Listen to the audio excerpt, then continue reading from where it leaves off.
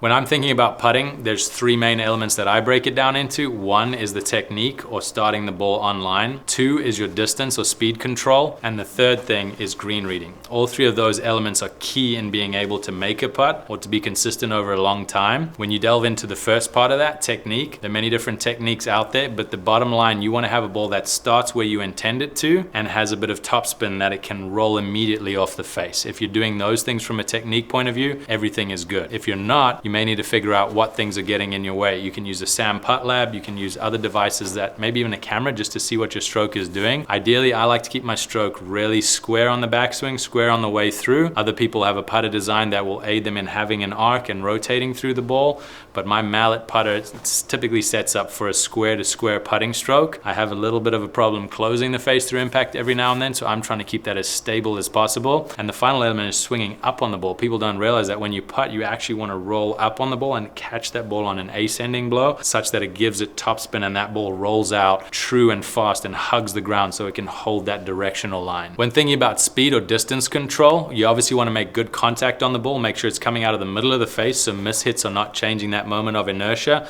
or the speed that the ball is coming off the face with. But when you deliver the club, the most important thing is to have consistency in the tempo. If you're taking it back very slowly and speeding up, or very speedy and slow into the ball, you're going to be very inconsistent. There's a ratio of about 2-to-1 club speed from backswing through into the ball. If you can replicate that, you're going to be really consistent controlling your speed. I typically struggle outside of 10-15 feet to keep that consistency with a 2.0 swing. I typically have a long, slow backswing and then I hit into the ball. So I'm always focusing on going back nice and quickly, increasing that speed to the backswing and then slowing down just a little bit through the hitting zone so that it's a consistent back and through, such that I'm not hitting the ball in essence and speeding that club up. People don't realize you're going to have the last 20-30% of that follow through.